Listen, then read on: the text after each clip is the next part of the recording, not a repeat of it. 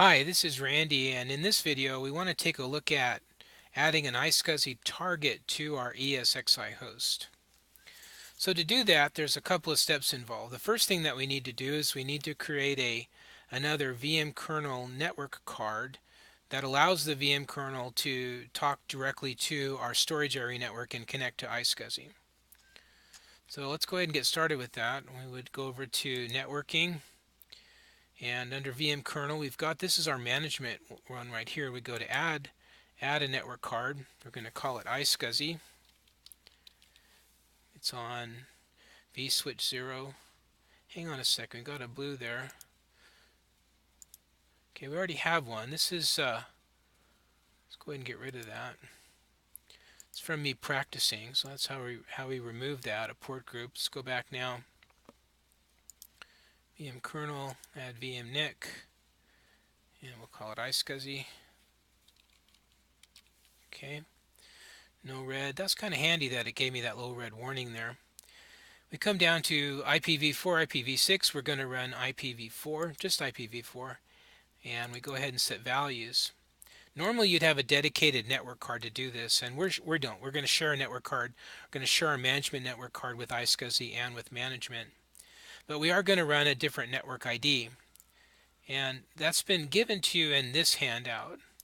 So over here on the right, we've got our iSCSI reference, and then you come and you find your particular address. I'm currently working with host A18, so I'm going to use 10.0.0.18. Let me go ahead and add that in here. Okay, and it's /24.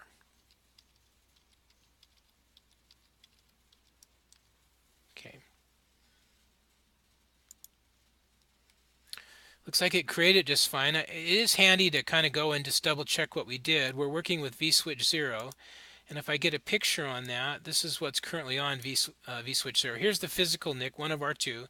The other physical NIC, we're going to create a internet switch off of it that our virtuals will use.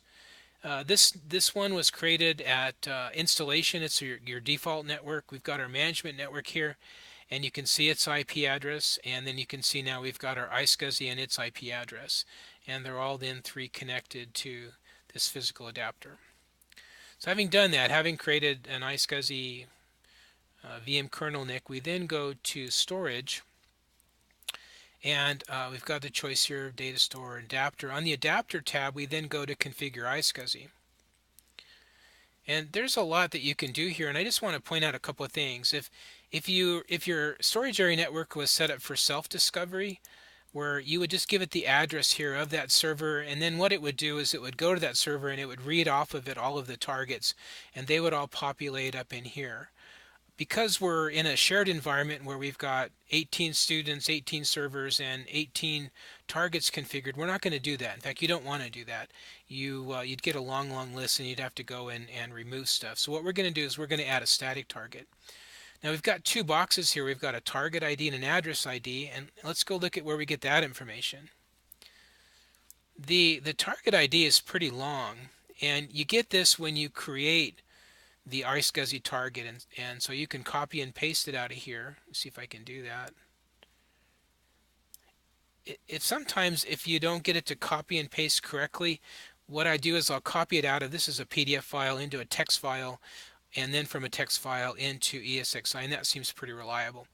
So we need this information. It's unique. If you look at it here, it's mostly the same, but you can see this character, this column, the digits change. And it's because we have these iSCSI and NFS shares split between two storage area servers. So find your server in the list and get this out of there. Probably easiest to copy and paste it, and then note what server you're running off of. And so my iSCSI for server 18 is running off of 244.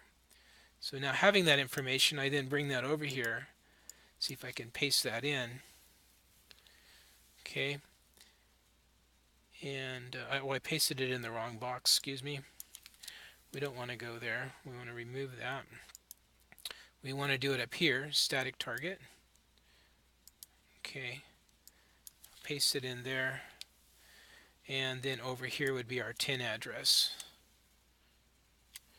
10.0.0.244. Okay. Okay, if everything goes good, you get this successfully configured, and I tell you, it is a little bit tricky, and the most common thing is that you need to be careful about how you paste that value, and I like to go back and even double check and be sure that it is there, and it is there.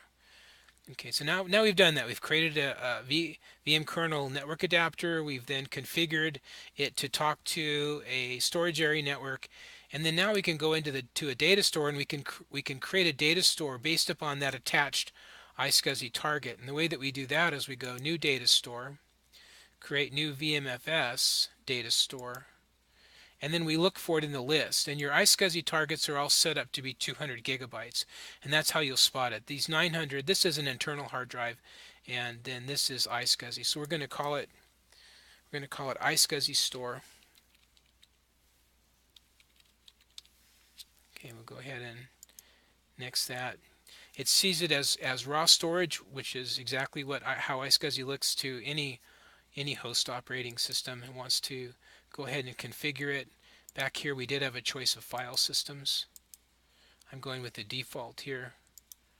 Okay, and we go ahead and finish. The entire contents of the disk is about to be replaced. Okay. So we'll give it a minute, and there it showed up. I think it's a good idea to test it. And to do that, we would right click and we would say browse the data store. And I'm going to go ahead and just create a directory. I'm going to create my ISO directory. Later I'll upload some ISO files into here. That created just fine.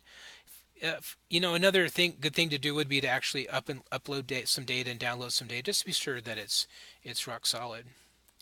Now it's there, and when we reboot, it's going to be there. It is private to this server. It goes across the network pretty fast, runs pretty good.